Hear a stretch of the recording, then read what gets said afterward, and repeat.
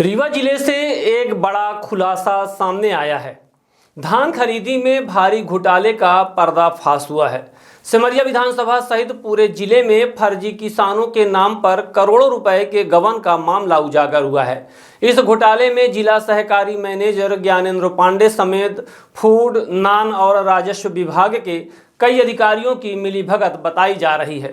सामाजिक कार्यकर्ता अमरेश द्विवेदी उर्फ मिंटू परौहा ने सिमरिया विधायक अभय मिश्रा के साथ संयुक्त रूप से पत्रकार वार्ता कर इस पूरे मामले का खुलासा किया। मिंटू द्विवेदी ने बताया कि जिले भर में वास्तविक किसानों की जगह फर्जी नामों से धान पंजीयन कराकर अधिकारियों ने बड़े स्तर पर किसानों के हक पर डाका डालने की साजिश रची। उन्होंने कहा कि करीब 6,785 फर्जी धान पंजीयन कराए गए हैं, जिनके जरिए शासन के फंड से करोड़ों रुपए निकालने की तैयारी की गई है। पत्रकार वार्ता में मिंटू द्विवेदी ने बताया कि इस पूरे खेल में जिला सहकारी manager Gyanendra Pandey, food inspector Vineet Mishra, जिला प्रबंधक वेयर हाउसिंग के बागरी, कंप्यूटर ऑपरेटर संजय यादव सहित कई अफसर शामिल हैं। इन सभी पर आरोप है कि उन्होंने अपने नजदीकी दलालों और समर्थकों के नाम पर फर्जी पंजीयन कर धान खरीदी का रिकॉर्ड तैयार किया, ताकि वास्तविक किसानों का हक मारा जा सके और शासन के समर्थन मूल्य का पैसा गलत तरीके से हड़प लिया जाए। पत्रकार वार्ता में विधायक अभय मिश्रा ने भी कहा कि यह मामला किसानों के हितों पर सीधा हमला है। उन्होंने सवाल उठाया है कि जब शासन और प्रशासन के पास धान खरीदी की निगरानी व्यवस्था है, तो फिर इतने बड़े स्तर पर फर्जी पंजीयन कैसे हो गए। उन्होंने जिला प्रशासन और खाद्य विभाग के अधिकारियों से जवाब मांगा कि आखिर किसकी अनुमति से यह पूरा खेल चल रहा है। अमरेश द्विवेदी ने बताया कि उनके पास ऐसे ठोस दस्तावेज हैं जो यह साबित करते हैं कि कैसे विभागीय अधिकारियों ने सिस्टम का दुरुपयोग कर फर्जी किसानों को पंजीकृत किया और वास्तविक किसानों की उपेक्षा की गई। उन्होंने कहा है कि यह सिर्फ लापरवाही नहीं बल्कि संगठित भ्रष्टाचार का मामला है। पत्रकार वार्ता में खुलासा किया गया कि करीब 1,80,00,000 रुपए की फर्जी धान फीडिंग पहले ही हो चुकी है और यह आंकड़ा आगे और बढ़ सकता है। इस घोटाले से यह साफ है कि विभागीय अधिकारी किसानों की मेहनत की कमाई पर डाका डालने में लगे हुए हैं, जबकि जिम्मेदार अधिकारी इस पूरे मामले में चुप्पी साधे बैठे हैं। विधायक और सामाजिक कार्यकर्ता दोनों ने मांग की है कि शासन तत्काल इस पूरे मामले की उच्च स्तरीय जांच कराए और जिन अधिकारियों पर आरोप है उन्हें तत्काल निलंबित किया जाए। उन्होंने यह भी चेतावनी दी है कि यदि इस गंभीर भ्रष्टाचार पर जल्द कार्यवाही नहीं हुई तो किसानों के साथ मिलकर वे व्यापक आंदोलन छेड़ेंगे। यह खुलासा न केवल प्रशासनिक तंत्र की पोल खोलता है बल्कि यह भी साबित करता है कि किसानों के नाम पर भ्रष्टाचार की जड़ें अब गांव-गांव तक फैल चुकी हैं। जनता अब जानना चाहती है कि आखिर जिम्मेदार अधिकारी और नेता इस घोटाले में कब जवाब देंगे। आज आप सब आए, यहाँ सबका स्वागत है। इस प्रेस कॉन्फ्रेंस के माध्यम से एक विशेष विषय वस्तु पर आपके साथ प्रेस कॉन्फ्रेंस की जा रही है। जब प्रजातंत्र की व्यवस्थाएं कमजोर हो जाएं, जनता वोट देती है उम्मीद के साथ कि हमारे विकास काम होंगे, उनमें रोड़ा बन जाए, बने सरकार स्वयं उसी जनता के जिसके वो सरकार हैं, पदाधिकारी हैं, मुख्यमंत्री हैं, जो उन्हें भी वोट देती है। फिर दूसरी तरफ विधानसभा का एक तरह से मजाक बना लिया जाए। पहले विधानसभा में किसी के क्वेश्चन आ जाता था तो चर्चा हो जाती थी। आज आप विधानसभा की स्थिति आप सबसे छिपी नहीं। एक तो समय इतना कम कर दिया गया, बैठकें इतनी कम कर दी गई, ऊपर से हाँ की जीत हुई, ना की हार हुई और गलत पाया गया। मतलब सभी का, चाहे वो कांग्रेस का हो, चाहे भारतीय जनता पार्टी का हो, विधायक हो, एक परंपरा सी बन गई है। कुल मिला के अधिकारी राज को पूरी तरह से बढ़ावा दे दिया। जब सरकार नहीं होती, राज्यपाल शासन भी होता, राज्यपाल शासन लगा होता है, तब भी ये व्यवस्था जो कार्यपालिका है ये काम करती है। लेकिन चुनाव इस बात के लिए कराए जाते हैं कि जनता की हिस्सेदारी उसके नियंत्रण पर रहे। राज्यपाल शासन या राष्ट्रपति शासन से हटकर मुख्यमंत्री का चुनाव और ये विधानसभा का चुनाव इसी बात के लिए होता है कि अधिकारियों पर कहीं ना कहीं नियंत्रण है और विधायकों को ये अधिकार प्राप्त है कि अगर वो कानून को बनाते हैं वहाँ, और अगर कोई चीज़ उसके इम्प्लीमेंट में गड़बड़ है या करप्शन है तो उसकी बात विधानसभा के माध्यम से रखते हैं। जब ऐसा भी होना रुक जाए, सरकार इतनी निरंकुश हो जाए, अहंकार से इतनी भरी हो, पत्राचार से भी कुछ न हो, फिर तीसरी तरह जो जिला सरकार थी, लोकल गवर्नमेंट थे, पंचायती राज, जिला पंचायत इत्यादि, वो भी लगभग शून्य कर दिए गए। फिर इसके बाद आ जाइए, प्रभारी मंत्री को जिले का मुखिया बना दिया जाता है कि एक तरह की अप्रत्यक्ष रूप से लोकल गवर्नमेंट इसी के गवर्नमेंट के विहाप में ही जो जिले स्तर पर होती है, जिसमें योजना समिति की बैठकें होती हैं और काम होते हैं, योजना समिति की आज तक चुनाव न कराए जाएं, अपने मनमानी ढंग से चीज़ों का, पदों का दुरुपयोग किया जाता रहा हो, सत्य कोई सुनने वाला न हो, भ्रष्टाचार लगातार हो रहा हो और आंख मूंद कर राज्य स्तर पर तो अलग हो रहा है और जिला स्तर पर अलग हो रहा है। तो आज मैं जिला स्तर के भ्रष्टाचार की बात करूंगा और आपसे ये भी बताऊंगा कि जब हम लोग जब जिले स्तर की बैठकों में बिना बुलाए भी क्यों जाना चाहते और हम लोगों को आने से क्यों रोक दिया जाता है, कम से कम मुझे विधायक के रूप में क्यों रोक दिया जाता है, जबकि उस प्लेटफॉर्म पर सभी विधायक, चाहे वो कांग्रेस के हों, चाहे भारतीय जनता पार्टी के हों, यहाँ तक कि हमारे महापौर तक को बुला लिया जाना एक बार लाजमी, लेकिन एक विधायक को एक बार नहीं, दो बार। आपके सामने ये बात आ चुकी, उसको दोहराने का कोई मतलब नहीं। हम ये कहना चाह रहे हैं इसके पीछे क्या है। इसके पीछे ये है, जैसे मैं एक उदाहरण बता रहा हूँ, अभी मेरा जो वर्किंग प्लान है वो ये है कि अब हम एक एक विषय पर आपसे अलग अलग बात किया करेंगे। कभी माइनिंग की बात करेंगे, अभी आगे चल के फुल डॉक्यूमेंट के साथ, जैसे आज बात कर रहा हूँ, आना पाई का हिसाब के साथ हम आबकारी डिपार्टमेंट की बात करने वाले हैं आपसे। और भी विषय है, अब हम अगर मुंह में उन सब विषयों का नाम ले लेंगे तो उसकी महत्व थोड़ा कम हो जाएगी, आपकी इच्छा शक्ति भी कम हो जाएगी। हमारे रिसर्च चल रहे हैं। अभी हम आपसे बात कर रहे हैं warehousing corporation, food, non, इनकी मिली भगत से संबंधित, जिसमें कि पूरे मध्य प्रदेश पे पूरी तरह घोटाला हो। किसानों को तो कुछ नहीं मिल रहा, धान खरीदी हो या गेहूं खरीदी हो या उपार्जन केंद्र हो या लोगों को खरीदी का केंद्र दिया जाता है। आखिर ये 9-9, 10-10 साल से बागरी जैसे लोग यहाँ कैसे टिके? नान में यहाँ हर 6 महीने में कोई ना कोई घटना कैसे होती है? मध्य प्रदेश में रीवा इस मामले में पूरी तरह से चर्चा में कैसे रहता है? इस विभाग के जो फूड मंत्री हैं, डॉक्टर क्या नाम उनका, गोविंद सिंह राजपूत जी, सागर वाले, उनके संबंध में यहाँ के नान अधिकारी अनिल मिश्रा की वीडियो रिकॉर्डिंग कैसे चलती है कि मंत्री जी को इतना पैसा देना, और इसमें जिला प्रशासन की, कलेक्टर की क्या भूमिका है? हम इसको क्यों नहीं रोक पा रहे? रीवा जिला ऐसा है कि पिछले 5-6 वर्षों से यहाँ ऑडिट ही नहीं हुआ। जब ऑडिट ही नहीं हुआ और एक तरह से खरीदी हो रही है, दूसरी तरह से उन्हीं का इशू दिखाया जा रहा है, तो आप कल्पना नहीं करेंगे, बहुत छोटे छोटे पदों में बैठे लोग, एक बस में 20-20 करोड़, 15-15 करोड़ मिला रला, उनसे जुड़े लोग, एक पूरा माफिया कैसे काम कर रहे हैं। तो ये पूरे मध्य प्रदेश का रूप, पर इसका स्पेशलिस्ट रीवा ही माना जाता है, जैसे नशे में। तो उसका एक वानगी आपके सामने विद प्रूफ में रख रहा हूँ, जिनको हमने इस रिसर्च काम में लगा रखा था, उनके द्वारा आपको रखवा रहा हूँ। आप इसमें प्रश्न करिए, कहीं आपको कंफ्यूजन लगे कि ये गलत बात कर रहे हैं, बात को क्रॉस करिए, आप इनसे सब कुछ पूछिए।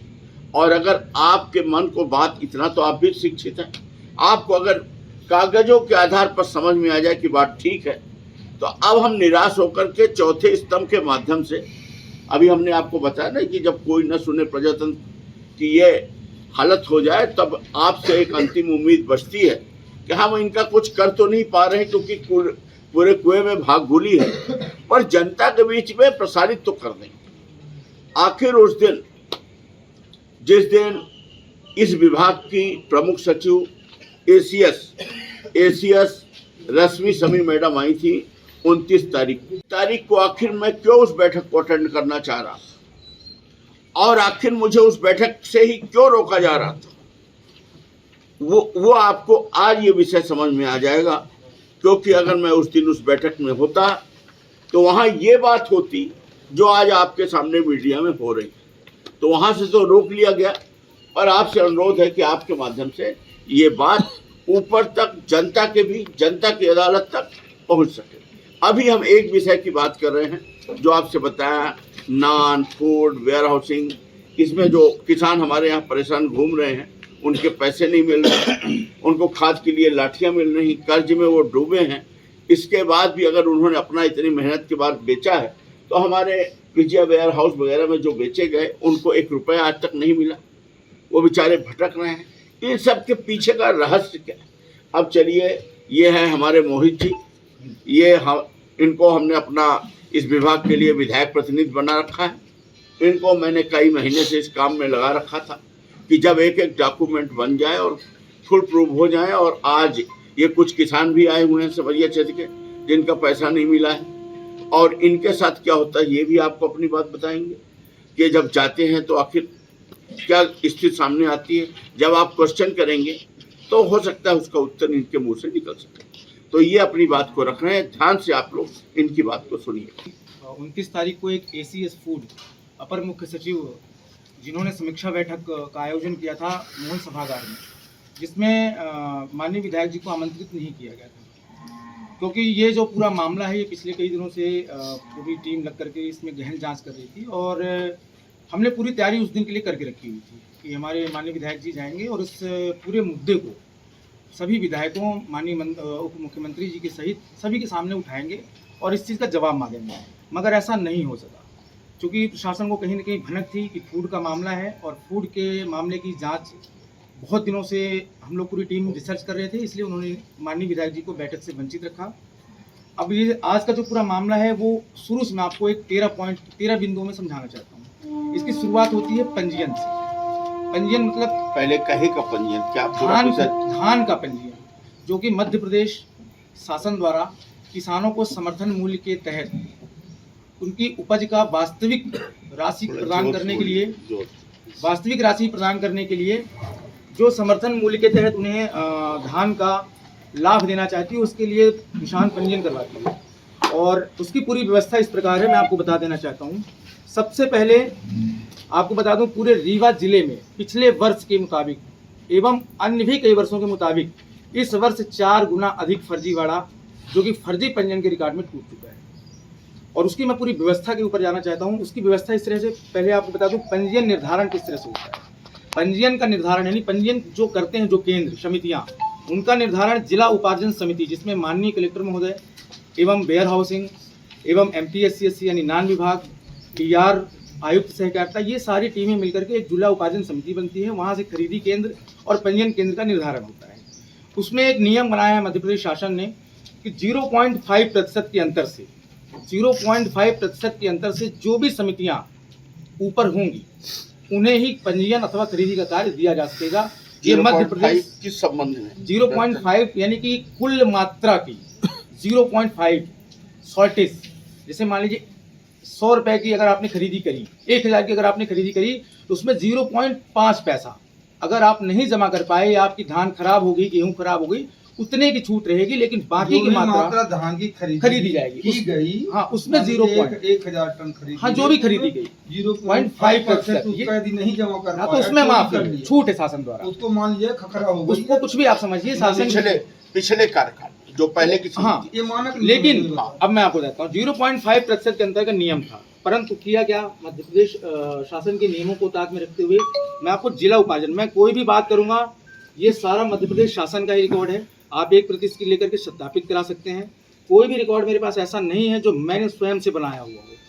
या तो ये RTI से निकाला गया है या मध्य प्रदेश शासन की वेबसाइट ई उपार्जन पोर्टल से निकाला गया है, या कलेक्टर महोदय के पूर्व के आदेशों का इसमें हवाला में दे दूंगा आपको।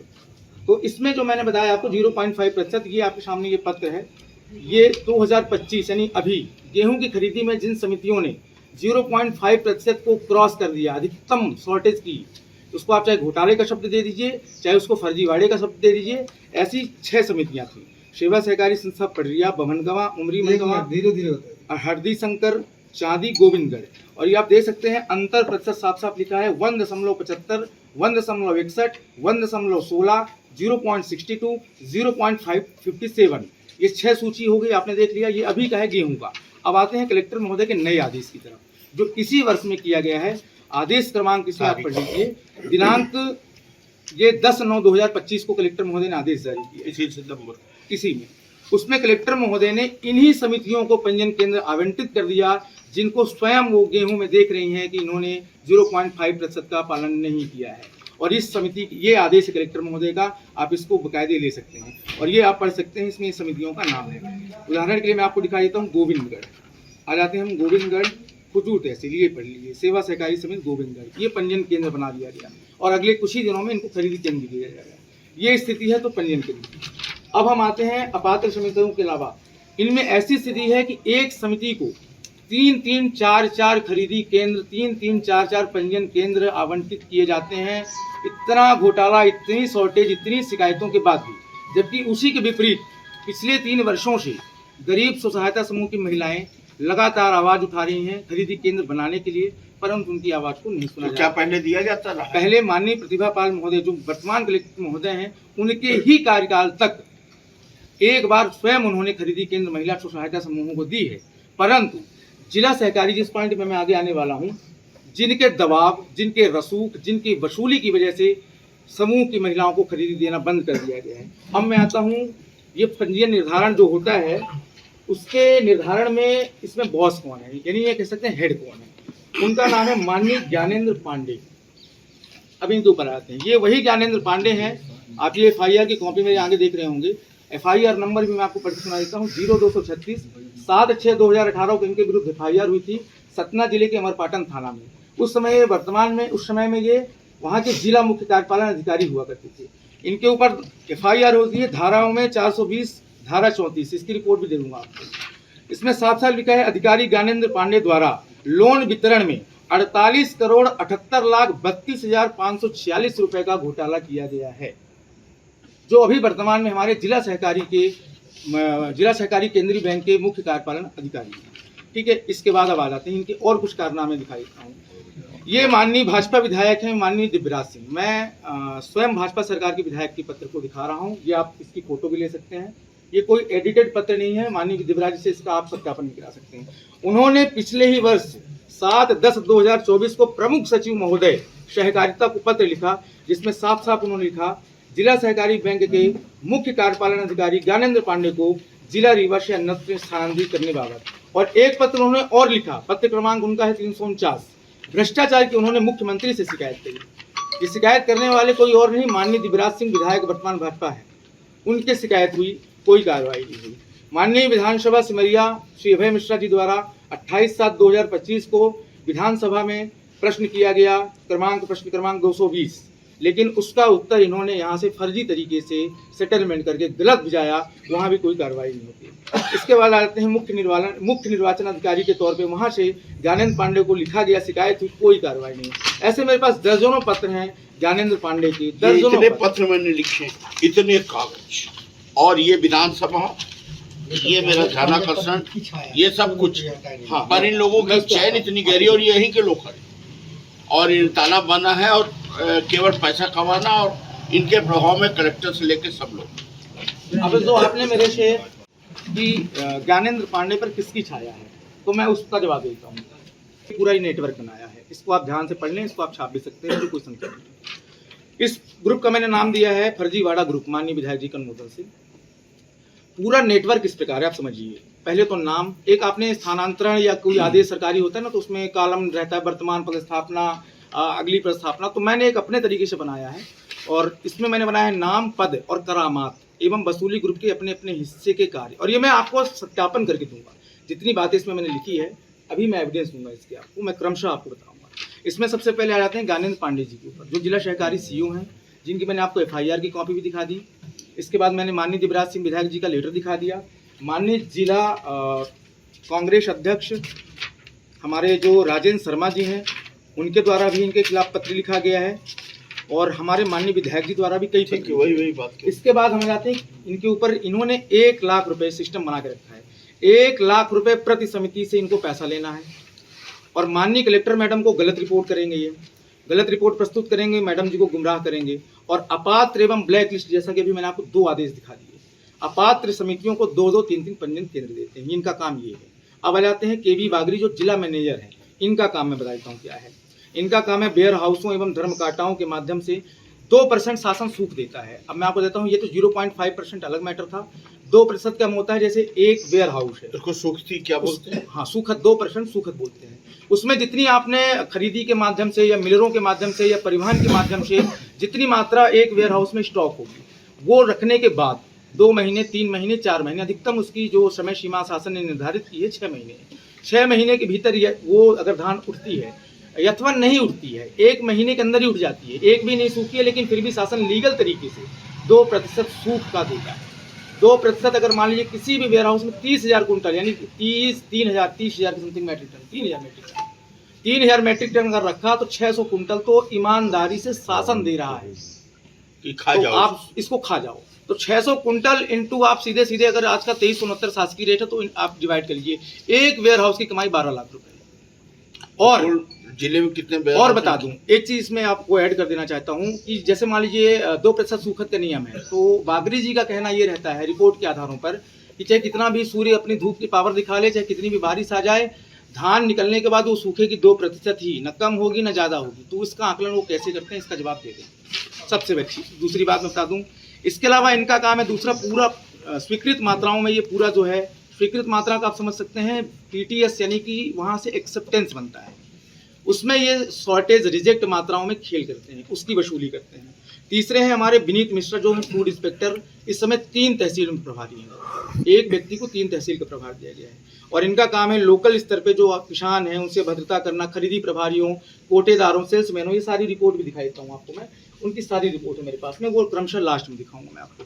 इनका काम है उगाही करना। अभी एक मामला बता देता हूँ, विक्रेता संघ रीवा ने एक पत्र लिखा है माननीय कलेक्टर महोदय को और उस पर जांच के आदेश हुए भोपाल से। इनके प्रताड़ना की वजह से एक विक्रेता है वार्ड क्रमांक 14 का अशरफ अली, जिसकी ब्रेन हेमरेज होने से, और उसने लिखित में दिया है, ब्रेन, आपको मामला पता होगा, ये ब्रेन हेमरेज से उसकी मृत्यु हो गई और उसमें अभी जांच चल रही है। ये स्थिति है इनकी विनीत मिश्रा फूड इंस्पेक्टर की।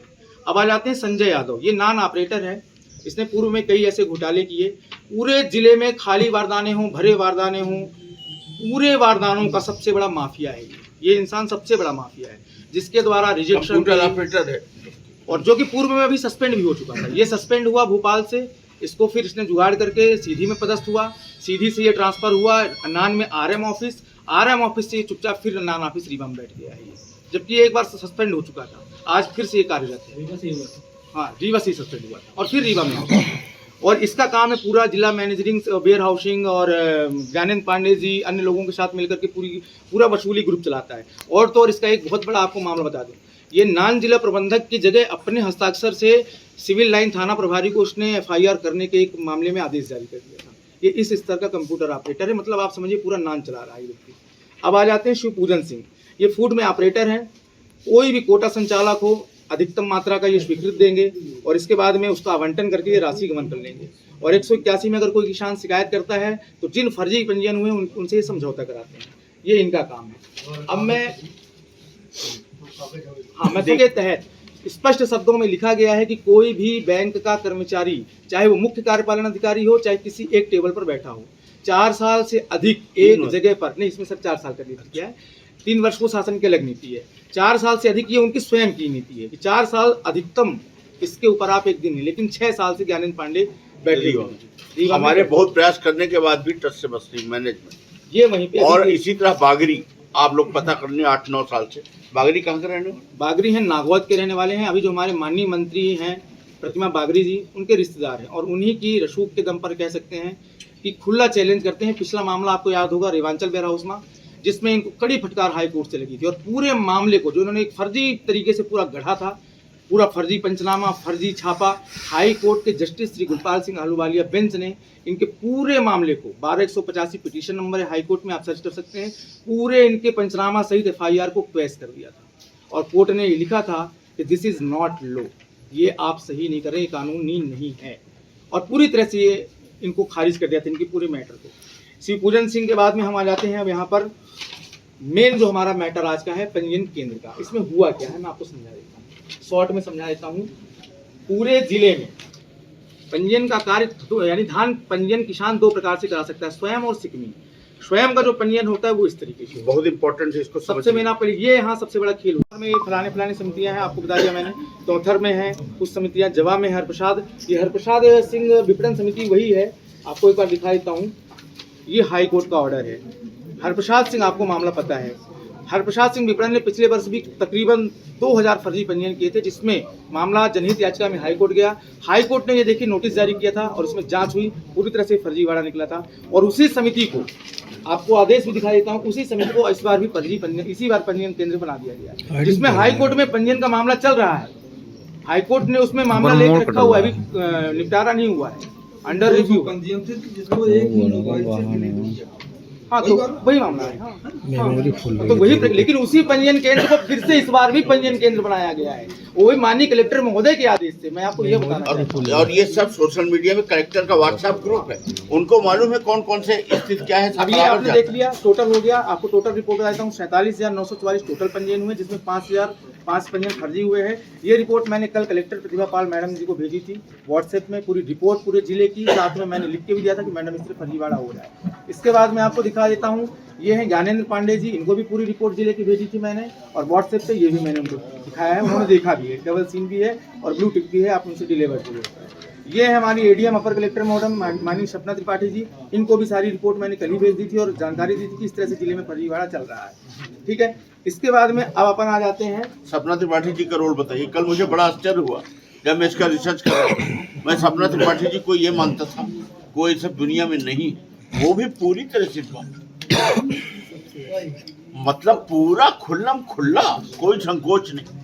बाकी देखने में कितना सीधा सज्जन लगती है, पर इस मामले में तो बिल्कुल फुल एक्सपर्ट। हाँ, आगे बढ़िए। अब ये हम आ जाते हैं इसके बाद में, आपने जो हमसे सवाल का किया था कि इस पंजीयन का स्टेप क्या है, इसके फायदे क्या है, इस फायदे को मैं आपको बताता हूँ। इस स्टेप इसका उपयोग क्या है। पंजीयन फर्जी पंजीयन हो गया, ठीक है, पंजीयन हो गया, फर्जी पंजीयन की बात कर रहा हूँ मैं। मान लिया पंजीयन तो जिले में बहुत फर्जी तब हो जाएगा हाँ। जब अभी जो खसरा नंबर दर्ज किए गए हैं, अब राजस्व विभाग की टीम उसको सत्यापन करने जाएगी। पिछले वर्ष भी सत्यापन हुआ था। गिरदावरी ये अभी आप केवल किसको 3 को शामिल किए हैं, हाँ, 4 को। हाँ। वेयर हाउसिंग, हाँ। खरीदी वाला पंजीयन करता है, राजस्व सत्यापन शुरू हो रहा है। सुनिए, मैं आपको इसका जवाब देता हूँ अगर आपकी अनुमति हो। राजस्व का नहीं मामला पूरा है ना, राजस्व का मामला ये है कि पंजीयन होने के बाद ये लॉक हो चुका है। आपको पता है अंतिम तिथि 10 तारीख है। पिछले साल बता दीजिए ना कुछ, अगर ऐसा हुआ नहीं, ऐसे हजारों है, मैं अभी बता दे रहा हूँ आपको, इसी साल कर देता हूँ।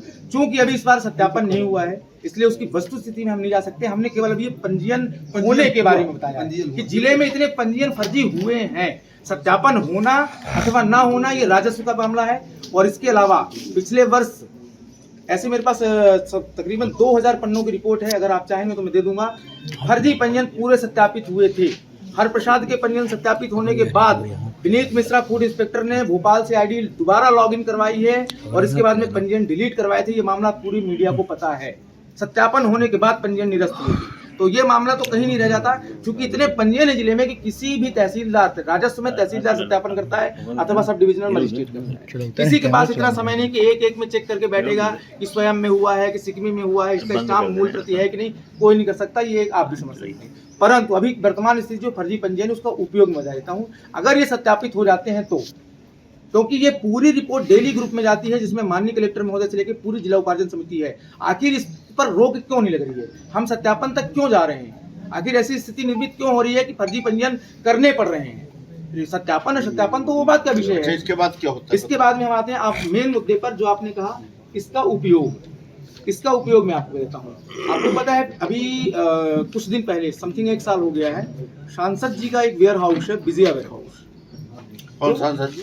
हमारे माननीय श्री जनार्दन मिश्रा जी का वेयर हाउस है, श्री विजया वेयर हाउस, जो जिसके लिए उन्होंने 29 लाख रुपए दिए थे बच्चों को लगाने के लिए। जो भी होगा मुझे नहीं पता, जो भी मैटर है। वो चुनाव में भरा था। हाँ, नहीं तो ये मैं आपको इस पंजीयन का खेल बता रहा हूँ। मैं पंजीयन का खेल बता रहा हूँ आपको कि इसका उपयोग हो कहाँ रहा है। जैसे इसका सबसे बड़ा उदाहरण दे रहा हूँ। सबसे बड़ा उदाहरण है श्री सांसद जी का हमारे वेयर हाउस, जहाँ पिछले वर्ष खरीदी हुई खरीदी का कार्य चालू हुआ, वहां 1,80,00,000 रुपए का घोटाला हुआ। आग लगाई गई उस मामले को दबाने के लिए। अब घोटाला कैसे हुआ? तीन व्यक्तियों ने 1,80,00,000 का गमन कर लिया। कैसे? समिति प्रबंधक, ऑपरेटर, सर्वेयर और खरीदी प्रभारी। खरीदी प्रभारी सहित 4 लोग। 4 लोगों के नाम 1,80,00,000 रुपए उन्होंने बेच लिया था। उनके नाम पे एक जमीन। उन्होंने किया कैसे? उन्होंने क्या किया था? दूसरों की जमीनों का, जो मैंने अभी बताया, दूसरों की जमीनों का अपने नाम पे पंजीयन करवा लिया था। उनके नाम पर 1 इंच भी जमीन नहीं थी।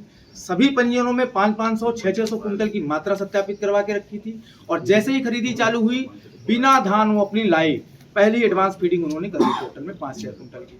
अब जब उन्होंने फीडिंग कर ली, यहाँ पे बिना बागरी ने और बिना जो वेयर हाउसिंग है, जिला सहकारी संजय यादव नान, इन्होंने मिली भगत करके बिना भौतिक सत्यापन के कि वास्तव में इन्होंने धान बेची है इतनी ज्यादा, 3 लोगों ने, कि नहीं बेची है, बिना भौतिक सत्यापन के ही उनकी राशि का भुगतान तक कर दिया। खातों में पैसे तक चले गए। उसमें सुखद भी हाँ, ये सुखद नहीं है, सुखद तो अलग विषय है। 1,80,00,000 तो ये अलग मामला है। ठीक है। तो उसमें इन्होंने उस भुगतान को सत्यापित तक कर दिया। जब भुगतान चला गया, जब मामला लास्ट में पहुंचा कि धान तो इतनी खरीदी हो चुकी है, बाकी की धान है कहाँ, तो पता चला कि 5,000 कुंटल धान मौके पे आई ही नहीं खरीदी केंद्र में, और 5,000 कुंटल अधिक फीडिंग हो गई और माल भी, पैसा भी उनके खाते में चला गया। तो अब जो 5,000 कुंटल धान उन्होंने फीडिंग में दिखाया, चूंकि पोर्टल में तो दिखाना पड़ेगा, सेल्फ बोलते हैं उसको।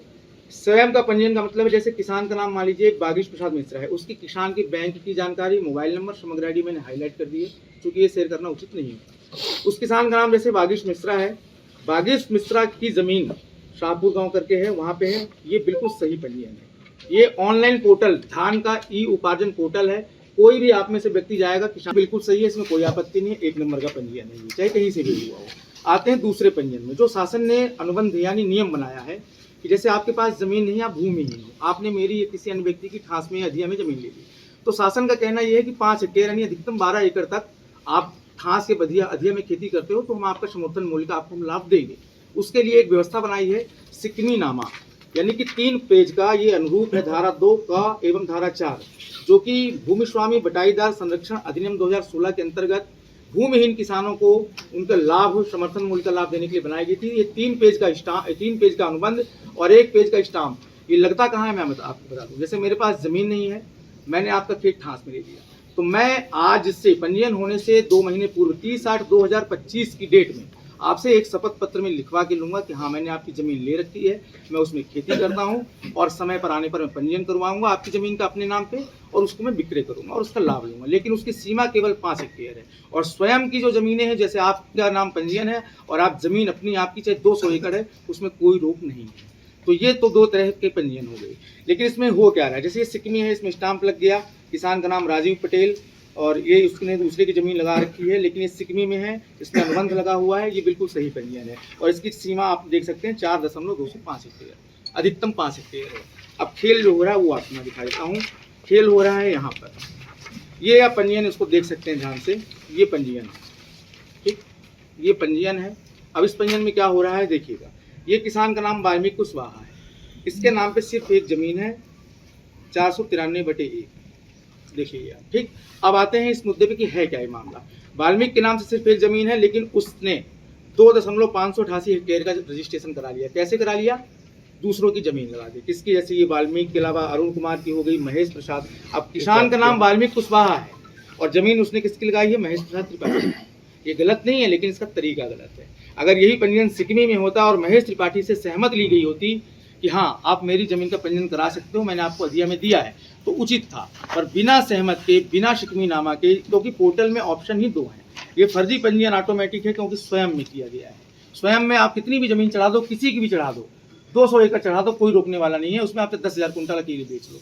ये वाला पंजीयन भी ऑनलाइन हुआ? हाँ, ये भी ऑनलाइन, सारे पंजीयन ऑनलाइन है, आप बिल्कुल सर्च कर सकते हैं। मैं आपको पूरी रिपोर्ट दूंगा, आप इसकी फोटो ले सकते हैं। इसलिए मैंने किसान कोड हाईलाइट नहीं किया, बाकी सारी चीजें हाईलाइट भी कर दी है मैंने, ठीक है। तो इसमें अब आप समझिए मैटर क्या है। स्वयं की जमीन, इसको स्वयं की जमीन दिखा करके दूसरे की जमीन जोड़ी गई है।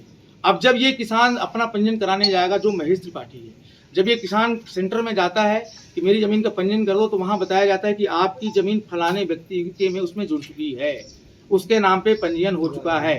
तो वो ये कहता है कि भाई मैंने तो पंजीयन कराया ही नहीं। तो कहता है आपने किसी को ठास में दिया होगा, उसने सिकमी में कराया होगा। उसका कहना है कि मैंने किसी को कोई कागज दिया ही नहीं, ना मैंने किसी से कोई अनुबंध किया है, न किसी तरह का मेरा कोई शपथ पत्र है, बावजूद उसके कि ये फर्जी पंजीयन हो गया। और ऐसे जो जिले में पंजीयन की स्थिति है, ऐसे फर्जी पंजीयन उनकी संख्या है 5005 पंजीयन। और ये रिपोर्ट मैं आपको दिखा देता हूँ। ये रिपोर्ट मेरी नहीं है, डेली इस ग्रुप में आती है। ये कलेक्टर का ग्रुप, जिला उपार्जन समिति का ग्रुप है। कलेक्टर मैं आपको समिति वाई 2-3 समितियों का नाम गिना देता हूँ। सिमरिया में आ जाता हूँ, सेवा सहकारी समिति बीड़ा है, चचाई बीड़ा, आबलिक बीड़ा है। उसने टोटल 1959 विपुल सिंह वाली जी, वही जिसमें अभी वो हाँ।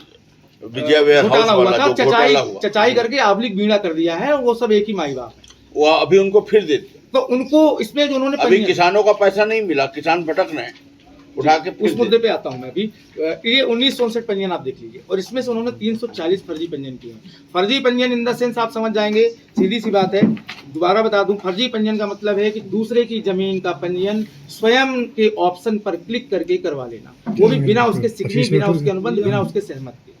ये व्यवस्था है। उससे फायदा क्या होगा? उससे फायदा मैं बताता हूँ। उसका फायदा अभी बताऊंगा इस मुद्दे पे, विजय वेयर हाउस पे। ये फायदा पंजीयन का आपको बाद में समझाऊंगा। अभी सिर्फ पंजीयन देखिए कि पंजीयन फर्जी किस तरह होता है। इसके बाद में आपको ये लिस्ट दिखा देता हूँ। ये लिस्ट है, इसमें सेवा सहकारी बीड़ा आपको मैंने बता दिया। बमनी में चले जाइए, सहकारी समिति भमरा, इसमें 1445 पंजीयन हुए, 213। सिरमौर में चले जाइए, बैकुंठ। ये किसको मिला है? ये शायद मेरे साथ नाती पड़े। ये चर्चित कुमरा कुर्बानी या इसमें से है। हाँ, ये दो मिले हैं, चर्चित नाम है इसका। अनाज के मामले ये यूपी की धान लाते हैं और वहीं बगल से एमपी इस पंजीयन पे गला के जो अंतर का रेट है वो 1000 कुंटल किसानों की धान अंत में बच गए किसान। क्योंकि जब R2T होता है, मैं आपको सिस्टम बता दूं, लॉगिन होता है, आप खरीदी की एंट्री करेंगे। खरीदी की एंट्री करने के बाद में आप दिखाएंगे R2T, रेडी टू ट्रांसपोर्ट, यानी कि मेरा जो मैंने माल खरीदा है धान, वो ट्रांसपोर्ट करने के लिए रेडी है। इसके बाद में परिवहन होगा। परिवहन होने के बाद में PTS से बनता है सर्वेयर, उसकी सर्वेयर करेगा, सर्वे देखेगा उसका माल सही है। उसके बनाने के बाद में PTS में जो बैठते हैं गोदाम प्रभारी श्री केवी बागरी, वो अंतिम उसमें मोहर लगा देते हैं कि हाँ, ये धान सही और मुझे सही सलामत मिल चुकी है इस व्यक्ति की, और इस व्यक्ति को भुगतान किया जाए। एक एक किसान का अलग अलग एक्सेप्टेंस नोट बनता है। श्री बागरी जी यह भी नहीं कह सकते कि पूरी लिस्ट आती है और मुझे नहीं पता चला कि कौन से किसान का था। एक एक व्यक्ति का अलग अलग किसान कोड, एक एक व्यक्ति का अलग अलग खाता, एक एक व्यक्ति की अलग अलग धान की मात्रा की रिपोर्ट वहां जाती है, जिसको एक्सेप्टेंस रिपोर्ट बोला जाता है। और एक्सेप्टेंस रिपोर्ट यहाँ से जनरेट होती है। फिर वहां से एक्सेप्ट होने के बाद में नान आती है, वही रिपोर्ट ऑनलाइन। फिर नान वाले उसको एक्सेप्ट करते हैं। इसकी प्रक्रिया 6 चरणों में होती है। तो ये कैसे संभव है कि 3 व्यक्तियों ने 1 करोड़ 80 लाख का घोटाला कर दिया और 6 स्टेप में पता ही नहीं चला पाया शासन कि ये इतना बड़ा फर्जीवाड़ा हुआ है। ये पता तब चला जब अंत में जिन किसानों ने वास्तव में धान बेचा था, जब उनकी धान स्थिति में थी ही नहीं और वो किसान दर दर भटकते रह गए। आज ये स्थिति है, उन किसानों को ये कह दिया गया कि तुमने बेचा ही नहीं है। ऐसे देख लीजिए, यहीं पे किसान बैठे हुए हैं। इसके पश्चात बागरी बस नहीं है, जिला सहकारी मैनेजर कुल कलेक्टर के पूरा कलेक्टर के संरक्षण में होता है। इसमें उनके सांसद के वेयर हाउस में 1 करोड़, लेकिन वेयर हाउस होने के नाते ये उनका कर्तव्य बनता है, या जो वहाँ पे उन्होंने प्रतिनिधि युक्त किया था, उनका यह कर्तव्य बनता है कि जितनी कंप्यूटर ऑपरेटर मेरे यहाँ बैठ करके वेयर हाउस के अंदर खरीदी हो रही थी, क्या उनके अधिकार उस वेयर हाउस संचालक के अंडर में थे वो कंप्यूटर उनके अंडर के? हाँ, मैं बताता हूँ। बिना वेयर हाउस का, हाँ, उसका भी रूल बताता हूँ। वेयर हाउस में जो खरीदी होती है उसका रूल होता है कि 10% के हिसाब से अगर आप करेंगे या कांटे से करेंगे, 3 प्रति रिपोर्ट, जो एक्सेप्टेंस की बात कर रहा हूँ, 3 प्रति बनती है लिस्ट। 1 प्रति जाती है नान को, 1 प्रति जाती है सर्वेयर को। लेकिन या कि उसकी लापरवाही रही होगी, नहीं, या कि उसकी लापरवाही रही होगी, या कि उसकी संलिप्तता व्यक्तिगत स्तर पर हो सकती है। बस सांसद जी का रोल नहीं है। लेकिन आप जो अपन गलत क्यों लगाए हैं? इसमें ये जो कर्मचारी अधिकारियों का काकस जो है, जो पूरे जिले में करा, इसमें मैं सीधा बोल रहा हूँ कि कलेक्टर का रोल है। बिना कलेक्टर के सहमति के सब नहीं हो सकता, क्योंकि हर चीज बादशाह ग्रुप में जाती है। रोज शिकायत हो रही है, 3 साल से हो रहे हैं, उन्हीं को समूह दिया जा रहा है। और किसके पास जाती है? इसका बंदर बाट, इस घोटाले की राशि किसके? ये बहुत बड़ा अमाउंट है। इस घोटाले की राशि संजय यादव पूरा वसूली करता है। विनीत मिश्रा जी जो हैं फूड इंस्पेक्टर, वो हर तहसील वाइज क्षेत्र वाइज वसूली करवाते हैं और इस राशि का बंदरवाट होता है ज्ञानेंद्र पांडे जी और केबी बागरी जी के संरक्षण इस में। घोटाले को कलेक्टर का संरक्षण रहता है कि अपने आप ही हम ये कह सकते हैं कि जानकारी एक एक चीज की माननीय कलेक्टर महोदय सहित पूरे मध्य प्रदेश शासन सहित भोपाल के अधिकारियों को है, चूंकि ऐसा कोई भी डाटा नहीं है जो ऑनलाइन ना हो, तो वो देख करके ये और शिकायत भी हो रही ना, लगातार शिकायत हो रही है और उनके द्वारा चुप्पी है। चिन्हित ऐसे हुए कि अंत में जब किसानों का पैसा नहीं आया, तो जिन किसानों की पैसा नहीं आया उनकी सूची बनी, तो उनको ये पूछा गया कि इनकी धान कहाँ है, तो उन्होंने ये बताया कि जब वो लिस्ट निकली तो उन किसानों की धान तो ऑलरेडी उन्होंने अपने में फीड कर दी थी। ये दिखा दिया था कि हमने धान बेच दिया, जबकि उन्होंने धान बेचा ही नहीं था, फर्जी फीडिंग की थी। तो धान किसानों की दिखा के फर्जी फीडिंग करके पेमेंट हो गई, किसी और को पेमेंट कर दिया और जिनकी धान है वो घूम रहे हैं। पिछली बार कितनी समितियों ने फर्जी पंजीयन किए थे, क्या उन्हें इस बार मिला है फिर से? हाँ, उसमें से मैंने बताया ना, हरप्रसाद सिंह विपणन हाईकोर्ट ने उस पर नोटिस जारी वो किया उन्हीं है। को तो बार दे दिया, अभी फिर दे दिया, यही तो दिक्कत है। अगर हो सकता है उन्होंने 17 दिखाया हो, लेकिन रहते तो सब यही हैं, यही स्कूल में पढ़े हैं, यही के स्कूल बूढ़े तरफ के हैं, यही स्कूल में मॉडल स्कूल की पढ़ाई है, सब कुछ यही है। उसका नियम मेरी जानकारी में 3 वर्ष साफ लिखा है, आदेश में भी लिखा है, लेकिन कलेक्टर मैडम ने उनको बार रोक रखा है पिछले 2 वर्षों से। मैं कलेक्टर से व्यक्तिगत मिल चुका हूँ, लेटर दे चुका हूँ, ये सब बात बता चुका हूँ। कलेक्टर क्या कर रही है कि इन्हीं लोगों को सेव करके, मतलब एक तरह से मौन, और इनको इनकी रक्षा करती है। अब ये भ्रष्टाचार कर रहे हैं, इसमें कमाई आप खुद सोच लो। अगर एक वेयर हाउस में 12 लाख है तो जिले भर में कितने वेयर हाउस है? समथिंग वर्तमान में ये अपना नहीं 48 वेयर हाउस टोटल है, टोटल 73 सहित मिला के 48 जो 48 वेयर हाउस जो निजी वेयर हाउस मतलब कुछ नहीं है। निजी वेयर हाउस वो MPWLC के अंडर है। भाई कैसी बात करते हो? नहीं कोई निजी वेयर हाउस के एक अलग जो ठेके में चल रहा है, कंपनी रखी है। मैं आपको बता दूं, बाकी आप व्यक्तिगत वेयर हाउस हैं। 48 वेयर हाउस हैं जो नाफाड से संचालित हो रहे हैं, वो किसी के भी हों, लेकिन यहाँ पे वो अंडरटेकिंग में इनके है, किसके? MPWLC की, Madhya Pradesh logistic corporation limited के अंडर में, वेयर हाउसिंग के अंडर में यहाँ है। और ये इनका पूरा संचालन वेयर हाउस डिपार्टमेंट के हेड जिला मैनेजर बागरी जी करते हैं, और जिसका पूरा वहां से नाफाड के तहत इनका होता है, और प्रतिवर्ष इनकी ऑडिट होती है। तो समिति को यह कहना कि किसी का निजी है, निजी तब है अगर वो MPWLC के अंडर में नहीं है। और MPWLC और FCI ये 2 ही गोदाम का उपयोग कर रहे हैं हमारे जिले में। FCI लेता है तो उसमें भंडारण कर देता है, लेकिन FCI का कोई रोल नहीं रहता। क्या रीवा जिले में पिछले 4-5 वर्षों से ऑडिट हुई है? नहीं, बिल्कुल नहीं हुई।